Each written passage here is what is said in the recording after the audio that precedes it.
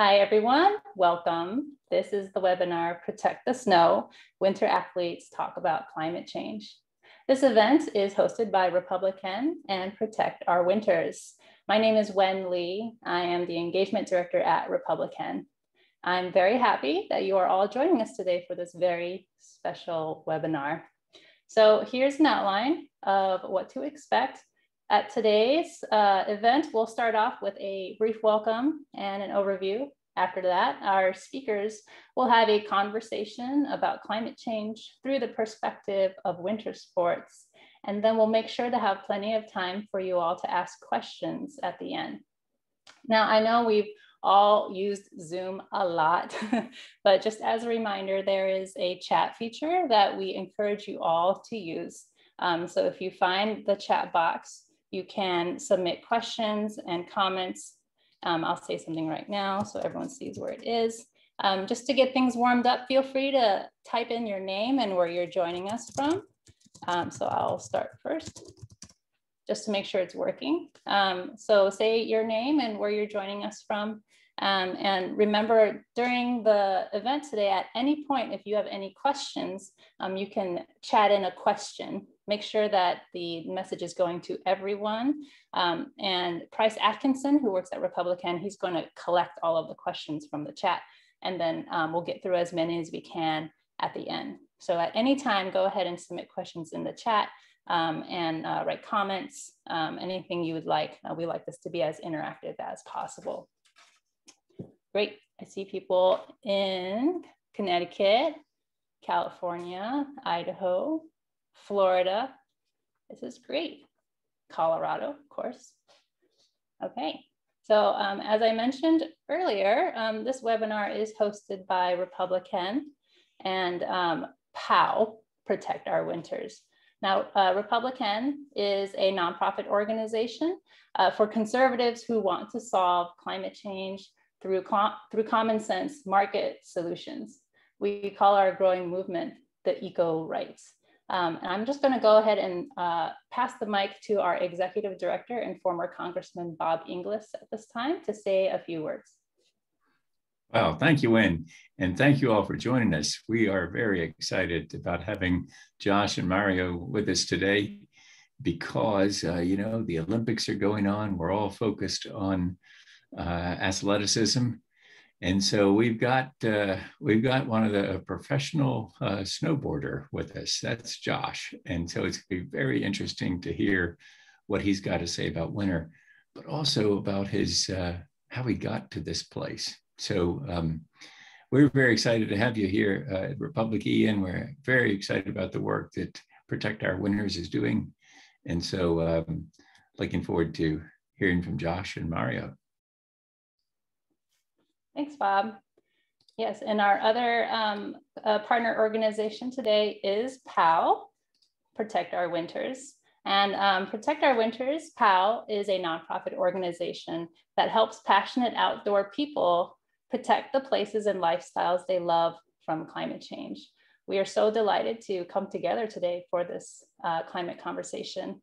And at this time, actually, I'm going to play a short video that encapsulates what POW is all about.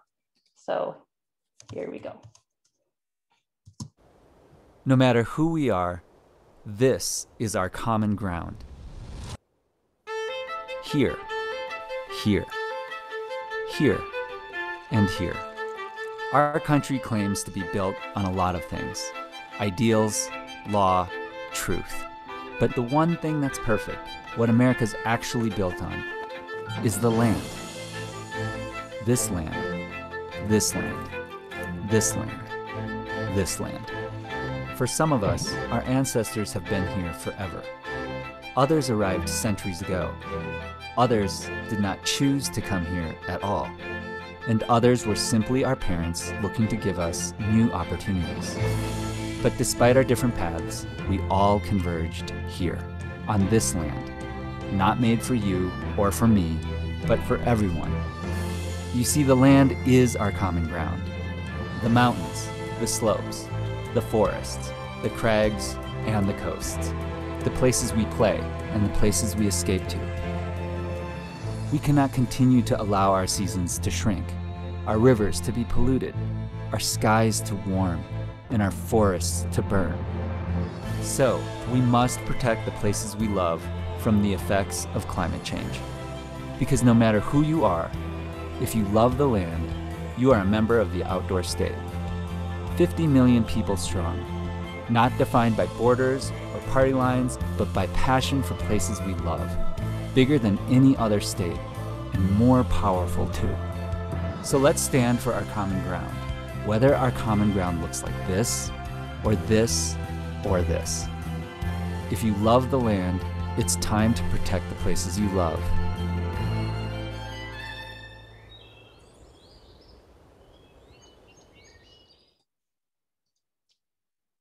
Great. So at this time, I'd like to dive in and talk about today's speakers. Josh Jesperson is a professional snowboarder and mountain guide. He holds a speed record for skinning up and snowboarding down all of Colorado's 14ers, and that's mountains over 14,000 feet.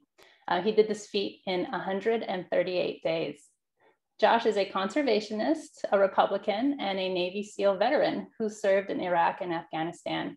He's passionate about motivating fellow veterans to go out into the mountains, as well as protecting our beautiful landscapes from threats such as climate change. Mario Molina is the executive director at POW. He's an avid alpinist, snowboarder, mountain biker, guide, and life adventurer. Mario has spoken widely on climate policy on the international stage, and he's trained corporate leaders, government officials, NGOs, athletes, and activists on climate change strategies, communications, and engagement. So without further ado, I'd like to just hear from both these guys and take it away, Mario. Thank you so much, Wen, and thank you, Bob, for that warm intro, and thanks to Republican for having us. Josh, man, it's great to see you, bro. It's been a minute. It has been a minute. Yeah, we haven't seen each other since maybe before the pandemic, huh? I think the last time I saw you was at the POW Summit in Moab. That's a while. And that would have been like October of 2019. Yeah. Yep, right before we all went into shutdown. I think we were the last time that we were hanging out was climbing outside of the campground. We got to get back together and climb some more. Let's make it happen. I think actually you were on your way to get your ANGA cert. I was going to one of the many courses to get the cert. How's that going? It's really good, actually. What Mario's talking about is AMGA is American Mountain Guides Association, and it's the U.S. component of the International Federation of Mountain Guides. And it's basically a program of training. It takes usually many years for a lot of people. In total, it's about 15 courses and exams and stuff like that until you become a internationally certified mountain guide. It's something that it's my formal education. I tried college after the military with the GI Bill, and honestly, it's very hard for me to sit in the classroom. So I didn't finish that. But the AMGA training is now what I'm considering kind of my formal education to improve my life and give myself good, sustainable employment. And I'm happy to say after last week, I'm now like what's called an aspirant mountain guide. So I only have 3 courses left, just exams. And at this point, I can now guide all over America, and I can actually guide in some countries in Europe. So super excited to like make some headway on this lofty goal of mine. Congrats, man. Congrats. I know you've been putting in the time. How does it compare to BUD/S and UDT training? Oh God, it's so much easier. Yeah, way easier.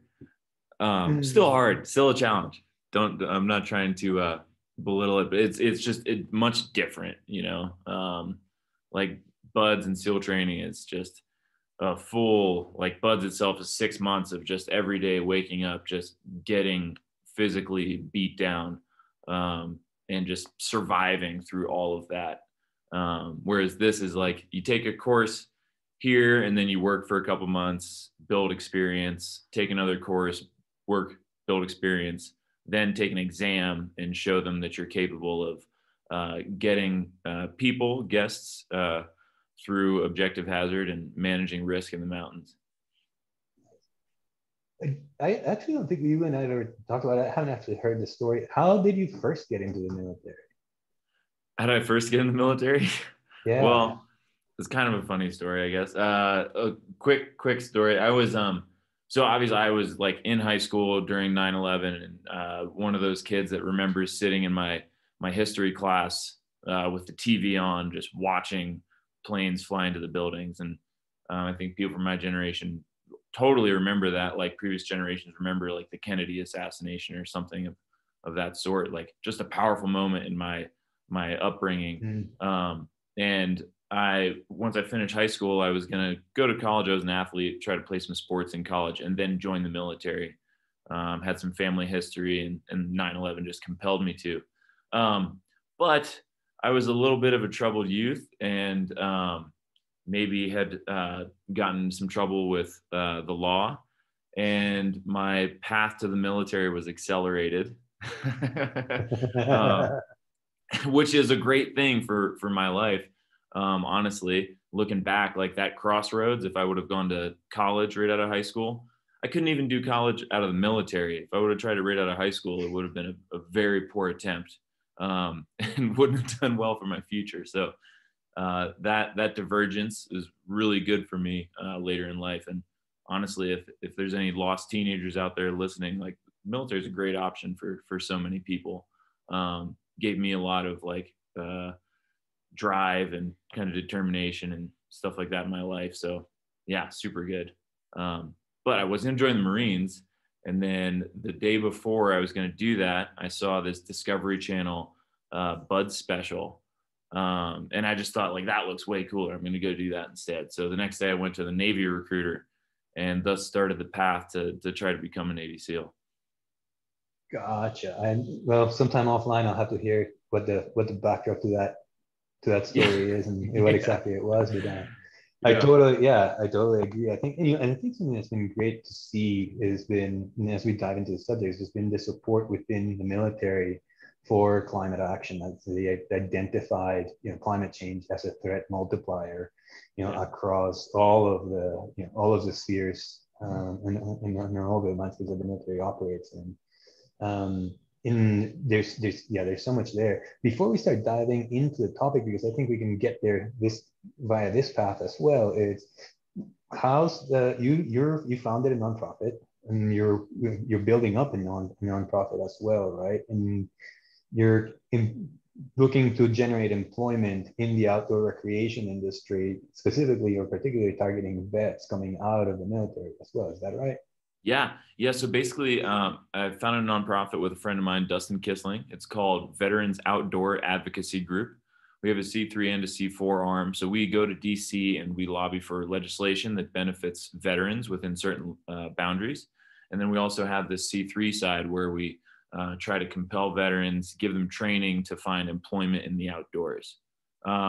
This all kind of started, there was a bill called the Accelerating Veterans Recovery Outdoors Act that was introduced. And it basically mandated the VA study the effects of outdoor therapy on PTSD and other, war-related trauma like that. So in a nutshell, that means that veterans could be prescribed fishing, hunting, climbing, time outside instead of prescription pills. And so I looked at that bill, saw that it wasn't gaining any momentum, talked to Dustin and said, we have to do everything we can. We can't look back 10 years from now and say we didn't put in maximal effort to get this bill passed. Started Vogue. About a year later, got that bill passed with help of other organizations, but incredibly excited for that opportunity for veterans. But also what that means is if we're going to have so many veterans being treated for PTS and stuff like that in the outdoors, we also saw the need to build a foundation of veteran outdoor facilitators. So, who helps veterans out the most? Don't get me wrong, everyone does a great job, but fellow veterans, those who have walked in the same shoes. So we also did a school to help turn build employment and help train veterans to become hunting and fishing guides in the outdoors. Also down the line, trying to do more schools to help them get the training to become mountain guides. So long-term, you have veterans that are guides taking other veterans who are prescribed outdoor therapy into the outdoors to help heal together. Yeah, man, that's fantastic. So I'm a big fan. Yeah, thank you. Appreciate your service and I appreciate you doing that work. Just amazing. So you know Jesse Diggins, right?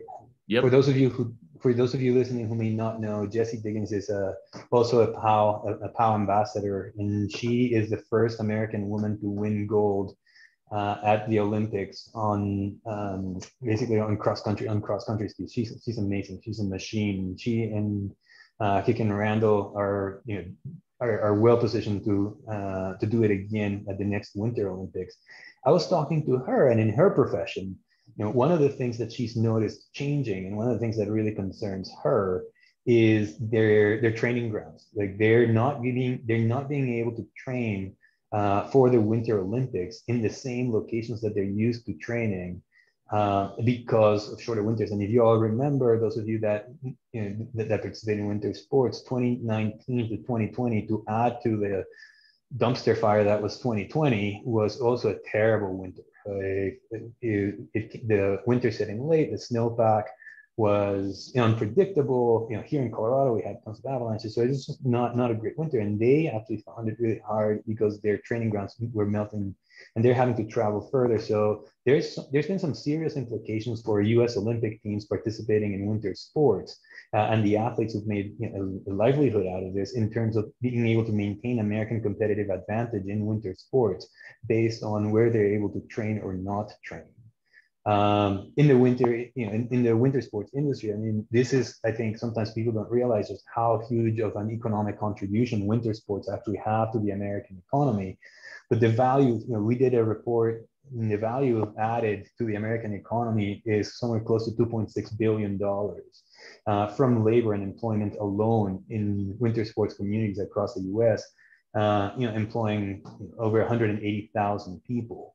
And so that's also a concern when we think about shrinking winters on both later onset and earlier melt-off. What concerns you guys? And as you're launching this initiative, and as you're thinking about this intersection of veterans and outdoor recreation, what are you seeing that raises flags for you? Yeah, as far as that and kind of the changing winter outdoor economy, as we're trying to build this foundation of veteran outdoor facilitators, provide sustainable, fulfilling employment for these guys and girls, that employment pool is shrinking. A transition from the military to the mountains is so strong. The parallels are uncanny, and it's just a healthy place to be. But if that employment pool is shrinking, that decreases that opportunity, obviously. In Colorado, for instance, we Chris Davenport coined the term global weirding.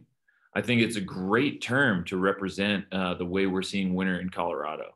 Global warming isn't just a straight curve. Rather, there's dips and dives, ups and downs. In 2018, in the San Juans of Colorado, they call it the winter that never came, because it just didn't really happen. We did not get snow that year. Telluride ski area was going to close in February. All those jobs just lost. They would have employment till April. The next year in Colorado, we had a 300-year avalanche cycle. So we had an avalanche cycle that was so devastating and dramatic that it only happens once every 300 years. There's a road called Red Mountain Pass that was closed for 18 days. This is a commerce highway between the towns of Ouray and Silverton. On that highway a lot of mountain guiding happens, a lot of ski guiding, a lot of access to ice guiding and climbing and stuff like that. That just ceased, for that moment in time. So the effects on the economic advantage that winter has in mountain towns is pretty dramatic. And yeah, unfortunately, if there's not as much employment, as much work, then can't funnel veterans into this space. So, and that's Colorado. Colorado, we're doing okay. We have a lot of elevation here, which helps us have fairly consistent winters. We're seeing the effects, but in other states like Washington and Oregon, where they're much lower elevation, the effects are much more dramatic there. I mean, you may check a trail cam midwinter at a ski area in Washington, it could be raining at the base.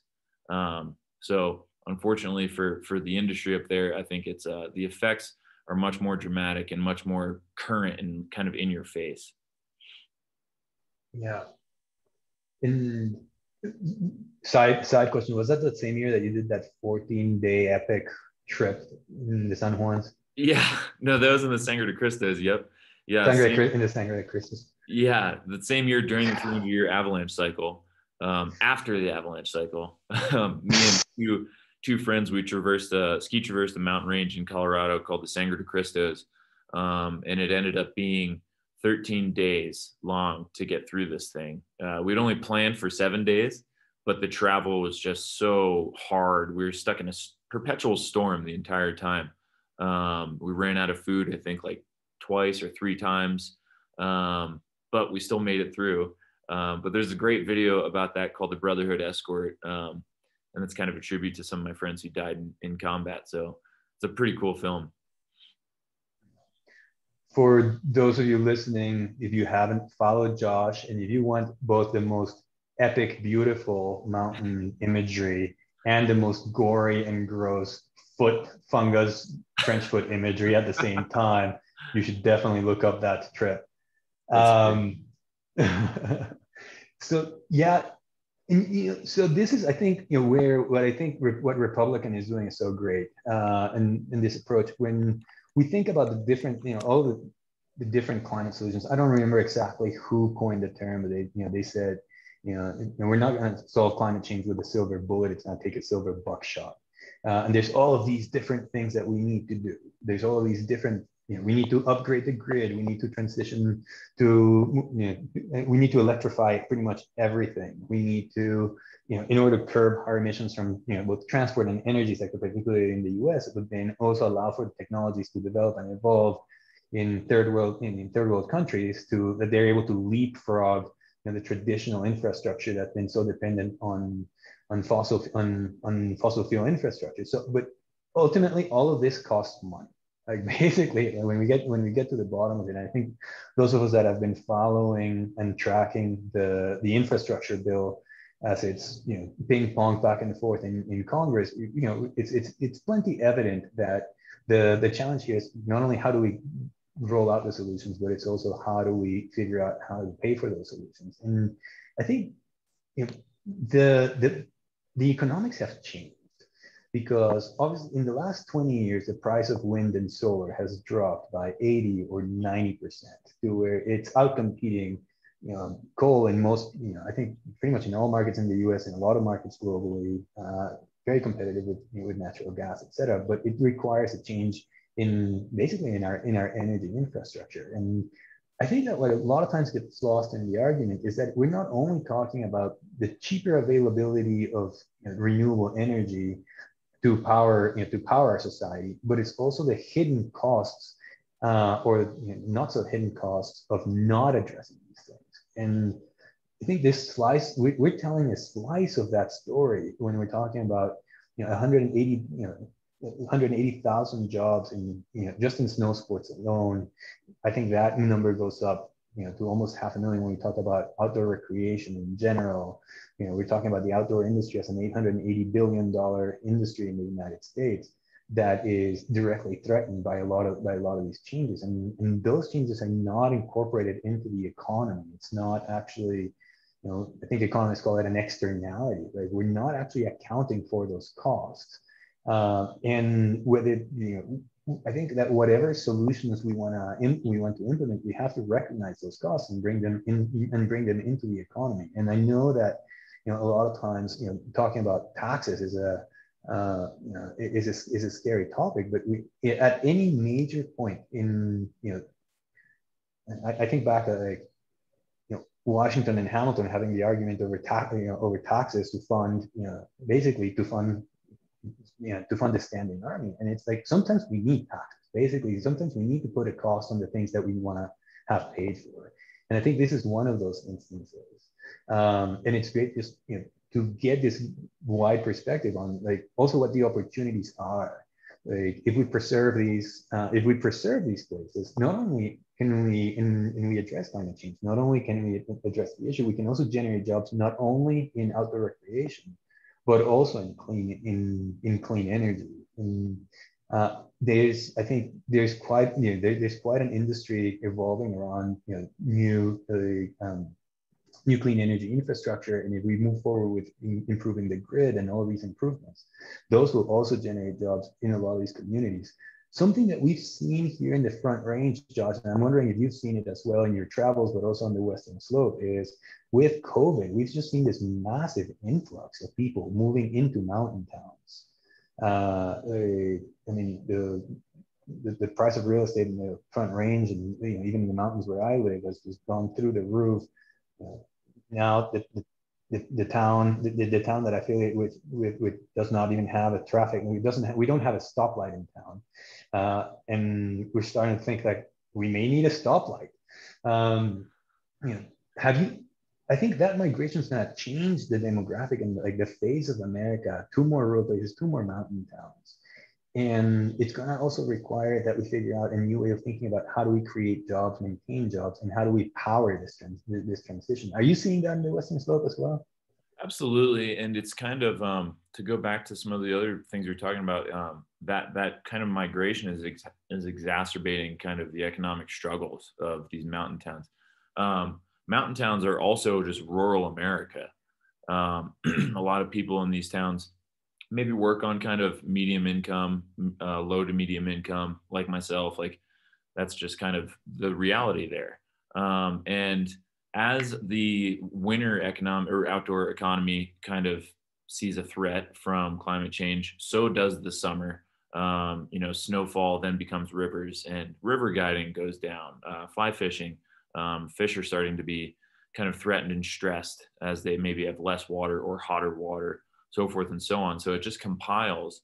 And now this kind of migration that's happening where people are going to mountain towns, buying a bunch of houses and elevating the real estate price is now continuing to make it harder for people that live in these mountain towns working in this economic sector that is now stressed. So it's kind of a funny paradigm and kind of an exacerbating issue. It's like, I want people to live in the mountains. It's really awesome, but we also need to ensure that there is sustainable employment in the mountains for people who don't work remotely in these places. And like, let's be honest, in most mountain towns, extraction is not the answer. There are some active mines coming back in some mountain towns in Colorado, but it's not coming back full spectrum, and we don't want it to. We need some other type of employment. And outdoor economy, like people need to put food on the table. So in these rural towns and mountain towns, they're going to take what opportunity is there. And if we ensure that they do have an opportunity with either an outdoor economy or a sustainable energy economy, that's fantastic. But we as a nation need to make sure that we do that transition. And one thing, like when I talk to a lot of my kind of Republican friends about climate change and green energy and stuff, they're always very hesitant to acknowledge that there is employment in that sector, that it is financially viable. They just don't have the time in their own lives to look up the research and the data themselves, right? It's not that it's their fault. People don't have time in their lives in general. So I think we need to do a better job on the messaging as far as how sustainable this new type of energy is, how many jobs it can provide, so forth and so on, because they think that fossil fuels and extraction may be the only opportunity for sustainable employment, when in reality, when the price of gas goes down, they're going to cap those wells and leave town before anybody can even imagine. So, and that's something that happens in Wyoming and towns like that. But I think just better messaging on the whole economy of it all. Yeah. To that point, I totally agree, man. And to that point, I think there's a couple of pieces that come to mind. I penned an op-ed on the Hill that maybe we can drop in the chat on that confluence of outdoor recreation, migration, and renewable energy jobs.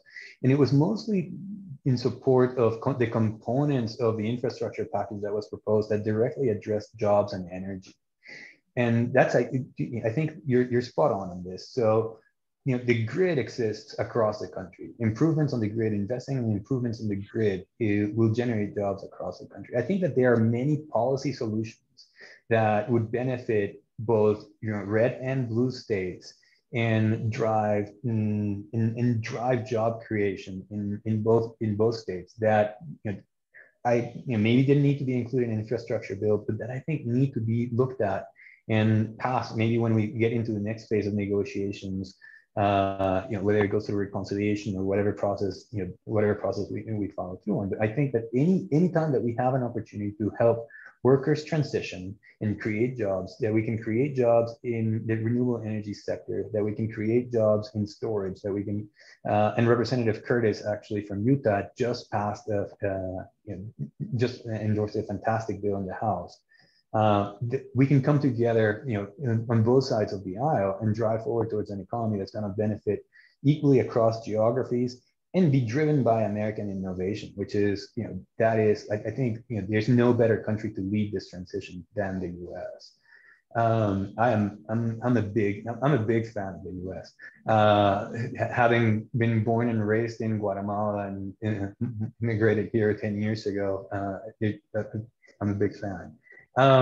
So I think with that, we're probably running about, we're about running out of time, and we want to have enough time for questions, which I would love for us to do. But, I think one of the questions really is like, okay, so what can I do? And, what can people do? And, we work together on a short piece that I think is exemplary of how little effort it takes to be able to make a significant difference. And it's this idea of, calling our representatives and calling our elected officials and endorsing policies that we are for, and letting them hear our voice on these things. So I think of it almost as customer service. You would not hesitate to call in for a faulty product, or if you wanted improvements made to a product that you paid money for. We're paying these people big money. We should be calling them on a regular basis and demanding demanding the services that we are hoping that they will bring to us. And that's job creation and clean energy. So with that said, maybe we can roll the video of Josh calling his customer service. Yeah, absolutely. Let's do it. Calling your representatives can seem time-consuming or awkward, but really, it's not that bad.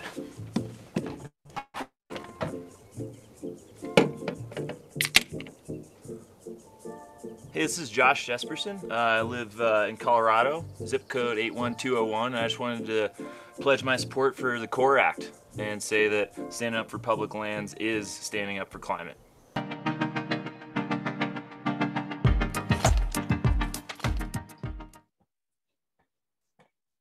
Nice.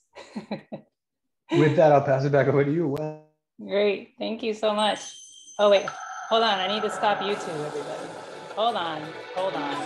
Oh my goodness. Hold on, Zoom is not letting me.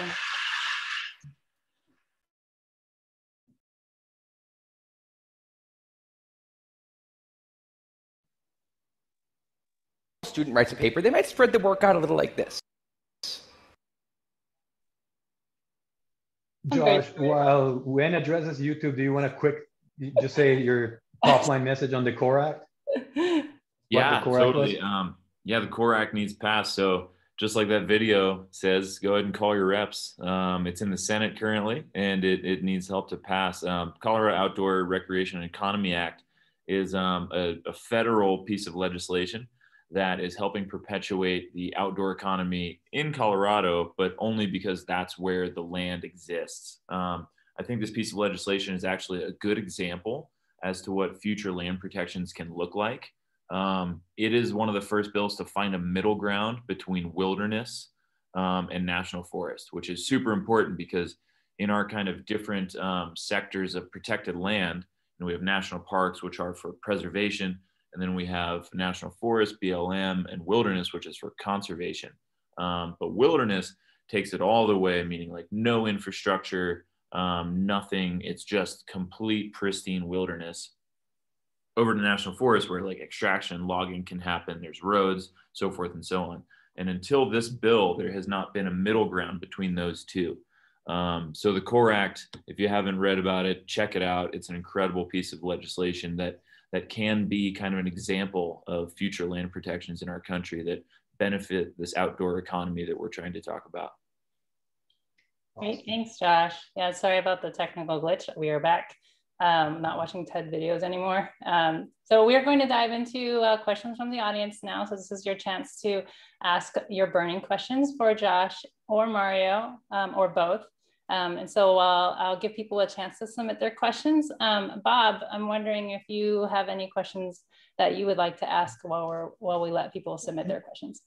Yes. For this section, if people don't mind, for this section, I've just done enough of these where I get burnt out and just looking at those squares. If people are comfortable turning on their cameras, it's always great to be able to see the audience and see who's around. Love to see it. Absolutely. Well, and Josh and Mario, I've got the solution to that problem of the growth of those mountain towns: midnight pizza, and the problem of getting it. Okay, and so here's what I learned from Greenville, South Carolina, where I live.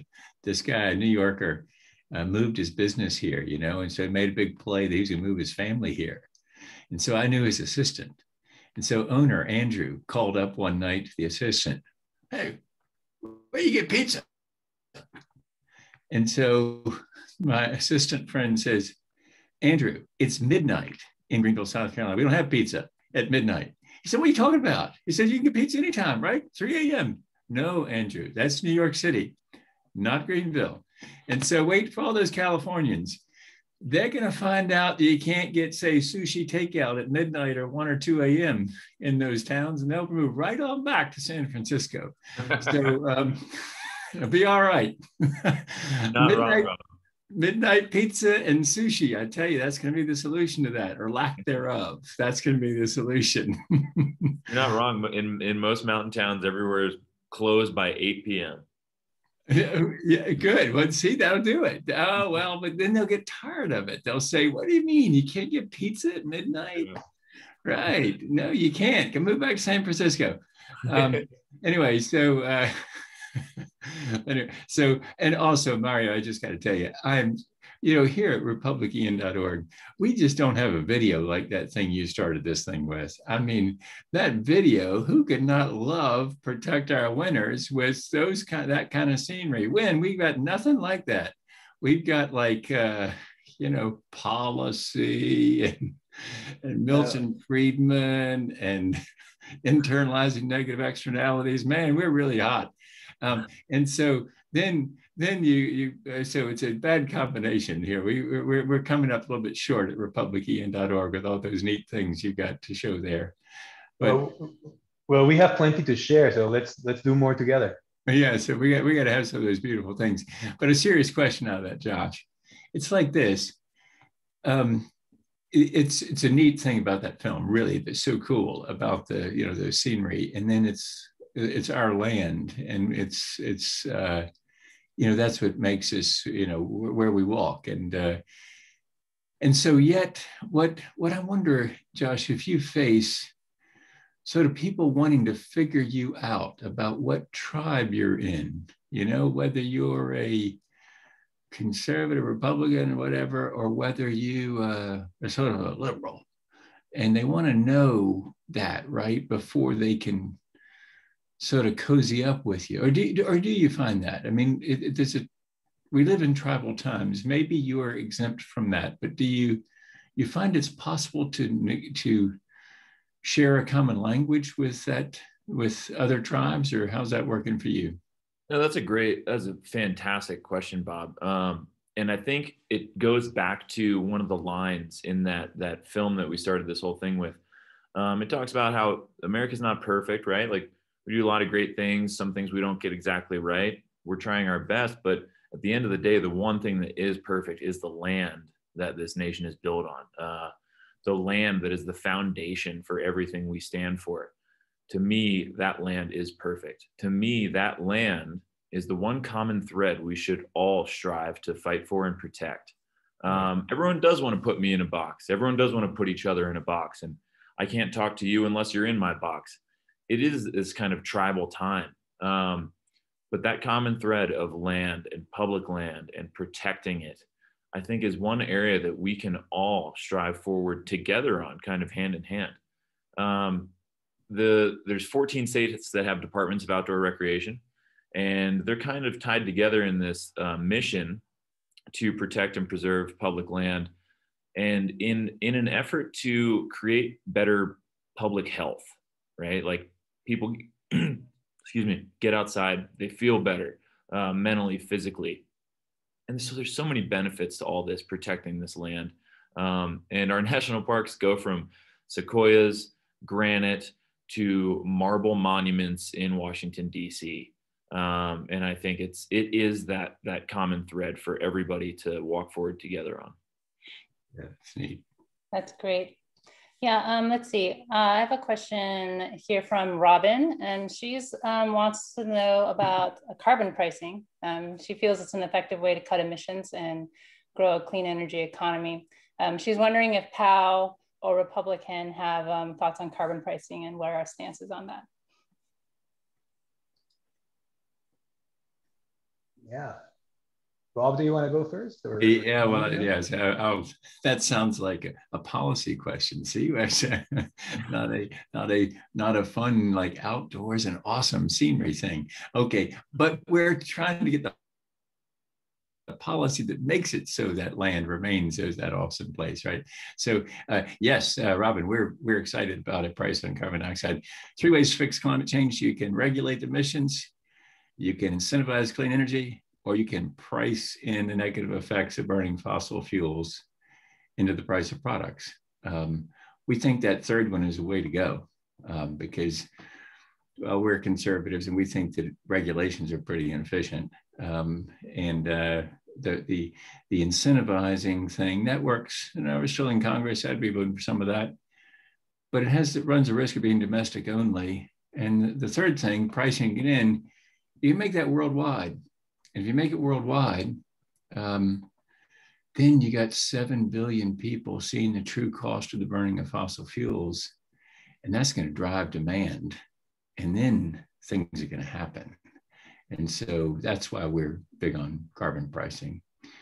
So that's republicEn's perspective on that. Yeah, thanks. And we're not far there, and I'm not sure I see, Robin, but if you're okay with it and you don't mind turning your screen on, love to see you in the side panel, but if not, that's okay. For us, we agree with all the theory behind it. One thing that, for a carbon price to be effective, when the reinsurer Swiss Re just released a report earlier this year on inaction being something that we can't afford, and that is from the economic perspective of the cost of damages and inaction. And what they're estimating is that we would need to start incorporating a price of about $100 per ton, which is not insignificant. And so, but if we do that, all of those, we will be able to unlock all of those things that Bob's talked about. Now, I think a lot of times people think that, oh, they just want to put like this massive price and everything's going to go up. Like the price of everything's going to go up, and the economy can't bear it. But from our perspective is you need to first put in the mechanisms of pricing and start the generation, and then gradually up that price. Now, the longer that we wait to put a price on it, the higher that base has to be that we start from in order to make it effective. And so it would be fantastic to see Congress align on even the idea of a carbon price and start start working on legislation to get those mechanisms in place. And in the meantime, like I said earlier, I think that while every economist agrees that a price on carbon is a keystone component of any climate strategy, I think that it is a silver bullet approach, and we need to be thinking through, like, okay, how do we invest in grid improvement? How do we invest in storage deployment? How do we invest in electric vehicle deployment, et cetera, et cetera? Okay, thank you both. Right, the next question is from Arthur. And Arthur, you can turn on your camera if you would like to say hi, but optional. He's wondering about national security, implications of climate change. Maybe this could be a question for Josh or Mario, if you have thoughts on how climate change affects geopolitics and national security. Also, this is a second question he asked about green energy and how we can justify resource extraction for green energy, like for batteries and solar panels and such, for international markets like South America and Africa. So either of those questions, do either of you want to take that on? Yeah, I can totally jump in on both of those. Arthur, nice to meet you. Thanks for the question. I don't know about this specific report, but I do know a couple of years ago, the DoD deemed climate change as the #1 threat to national security. Why is that?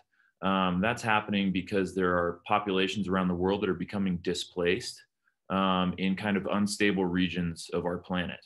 As that happens, oftentimes, unfortunately, those populations may go into extremist organizations in specific regions. I'm speaking specifically to one thing. There's other things that happen, but that is an issue. As people lose their economy, right? Maybe they can't grow crops anymore. They need to find something else. This is similar to basically the piracy that happened on the Horn of Africa. Usually the Somalis and other countries there, that was their fishing ground. And then large factory fishing vessels came in there and kind of displaced the people whose livelihood was fishing there, destroyed their fishery. Then they had to resort to piracy. Again, not everybody, just some small amount of people, but that's just kind of an example as to kind of speak to that whole threat to national security. Hope that kind of answers that. And then on a similar note, the justifying extraction for green energy, I think a lot of people have to realize that this transition isn't a light switch. We're not going to go from extraction to all of a sudden this beautiful utopia. It is a transition. It's not going to be perfect. At POW, we talked about imperfect activism. If you want to be an activist for the environment and climate change, you don't have to be absolutely perfect. You don't have to, not drive your car anymore, not eat meat anymore. But as long as you're taking steps and action towards a greater goal, that's okay. And this kind of speaks to the transition that we're in. Like, there are going to be things, there's still going to be extraction for lithium batteries, so forth and so on. But if we start working towards a greener future, then we'll eventually get there. Thanks, Josh. If I could jump in on that too, Josh, during the time that Barack Obama was president, some Republicans were saying, well, the Pentagon was saying what Josh just said because there are a bunch of 3 stars who wanted to get a 4th star, and you got to get that 4th star from the White House. And so they were just sucking up to Barack Obama, right? Then comes a guy named Donald Trump as president. Pentagon kept on saying it. Right. Isn't that the proof that the Pentagon really believes what you just said, that it is this serious threat to American national security? Because if you have people pick up and move quickly because of climate change, like you were just describing, particularly if they move from one nuclear state to another state, and then they get sort of into it, they don't like the people moving in, that's a real problem for the world and for the United States. So the fact that the Pentagon, during those 4 years of Donald Trump, kept on saying it should tell us Republicans something that, hey, you know what? They must think it's really real, because they were risking their careers at that point, because the boss might get mad at them, So it wasn't that they were sucking up to Barack Obama. Apparently, they really believe it. Yep. Yeah, an unstable geopolitical world will just degrade national security, not just for us, but for other countries, like you said. Yeah. And if I can jump in quickly on the latter part, I agree full-heartedly with both of you. And on the resource extraction piece, something that I'm really careful of, and sometimes a little skeptical when an environmental organization tries to paint this picture of, everything's gonna be just fine. Like the world's going to be green and we're going to be moving to this utopia and it'll be like the Jetsons, but, but nicer. And the reality of it, I was listening to the Unraveling podcast with by Jocko Willing just the other day on Afghanistan and the withdrawal from Afghanistan, and how the fact, the comparison is like here, it's like it's a complex problem with no clean solutions. Like, and by clean, I don't mean clean energy. It's like we're going to have to extract. Like we're going to need to extract lithium. We're going to need to extract materials for batteries. Yes, it's going to have, like, windmills are going to have an impact on riparian ecosystems and on migratory birds. Like any of the perfect solutions are in the rear view mirror, like 30 years. We're now literally in a crisis. We're in a crisis situation, and we need to approach this as a crisis and figure out how do we actually avert the worst impacts of climate and preserve the ecosystems that we have the best that we can. But there's, anytime that anyone tries to get into an argument, like tit for tat, like, oh, well, if you do this, you're going to have to extract that or this. No, there's going to be collateral to the solution no matter what. But it's the difference between hitting a wall at 120 miles an hour, or heading for a wall at 120 miles an hour and stepping on the gas and the accelerator, or heading for a wall and hitting the brakes in hopes to hit it at like 40 miles an hour. Like, do we survive or do we not survive? Like, it's at that level of this. Yeah, that's well said, Mario. I'm just gonna hijack and ask a question of Josh. I'm curious, there's a stereotype that rural conservatives are climate deniers. And I'm wondering if you can shed some light from your own experience as you interact with rural folks in mountain towns and conservatives while you're like out in the mountains or in these towns. Like, what are you hearing from these people about climate change, and what are their concerns? It's funny, just like every part of America, there's a big spectrum of what people think and what they believe. I grew up in rural America. I lived in rural America basically my whole life, besides when I was in the military. And I would just say that perhaps, like I said earlier, people haven't had the time to maybe educate themselves on certain things. But in rural America, I see more people kind of living off the land than anywhere else. That's where farmers and ranchers and people that like hunt for their food. That's their only sustenance. And so to do that, you have to be tapped in at least a little bit, and also want it to stay cleaned up, prettier, whatever you want to say. But I wouldn't say that I've ever heard, this kind of loud person denying climate change. I've never heard that in my entire life. I don't want to speak for everybody in rural America and say that they all believe in it, but this kind of stereotype or assumption that if you live in rural America, you must not believe in climate change. I've never actually heard that. But what I have heard is people worried about their jobs, people worried about, if the coal mine shuts down, what are they going to do then? That's what I've heard. I've heard about people worrying about how they're going to put food on the table.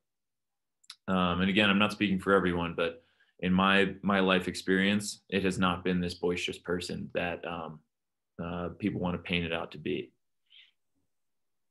Well, thank you. Yeah, I think that's really important for people to recognize and to know that these stereotypes that we see on social media or whatever is not reflective of reality.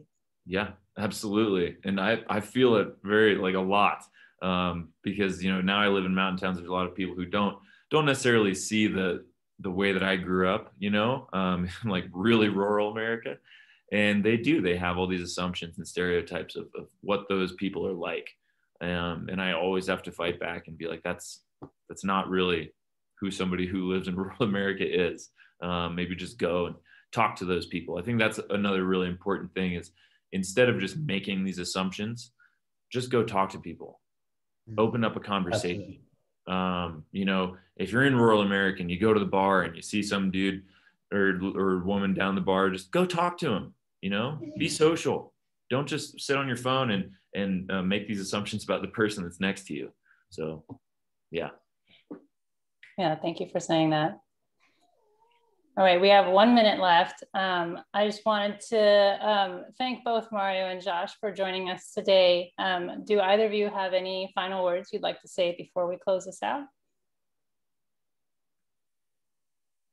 I'll send a link later, but there is one thing, you know, I'm always trying to get more people to kind of be in this fight for public lands and climate change. And one way that I see to do that is to help people realize that it's not just the global scale or the macro scale, but it can also be the micro scale. You can clean up your own backyard. You can start small. And I have a film coming out at the end of the month of this expedition we did, a ski expedition right out of a back door, to go down this river through this massive wilderness and take water samples along the way to help recover this watershed. That is a very small scale micro thing that has large impacts. So I'll send a link for that to post somewhere, but just the idea of realizing, like, kind of goes back to the imperfect activism. If you're doing anything, you're doing something. It doesn't have to be changing the world. It can be changing your own backyard and what you do in your own community. Great, yeah, and we'll send out an email after this, and we can include that link, Josh. Cool. Quick question, Josh. Do you happen to know my son, Mark Abma? I don't know him personally, but I've watched a lot of his skiing. Well, the two of you guys got to connect. I'd love to. That'd be amazing. All right. Maybe I'll see him this summer, actually. If he can get across the borders. Yeah, there you go. Otherwise, you got to find a way to get up to Whistler. I'd love to get up to Whistler and ski with Mark. Nice to meet you, sir. I'll tell him we talked. Okay, that sounds good. All right, Mario or Bob, anything to add? Well, thank you so much. Thank you so much for the opportunity. Thank you for everyone that joined. I know that there's a lot of these days, and making the time means a lot to us. On the PAL side, if you want to find out more about what people like Josh are doing, who other great athletes are that are working on this topic, follow us on Instagram, follow us on Twitter, follow us on Facebook, all the usual platforms. Sign up for our newsletter. We are committed on working to build the outdoor state, this community of outdoor recreationalists that are bipartisan, into the most powerful climate advocacy constituency that exists in the country. And that means all of us, regardless of, like I said, it means all of us that care for our common ground. So thanks so much for this. Thank you, Mario. And just so everyone knows, we will send out an email afterwards with a link to the recording. Please share this with your friends who might be interested. We'll include any links that were mentioned in the webinar today. And we really thank you for taking some time out of your day today to talk about this important topic. Hope everyone has a wonderful day, and join us for our next event as well. Thank you very much. Thanks, everybody. See ya. Thank you. Bye.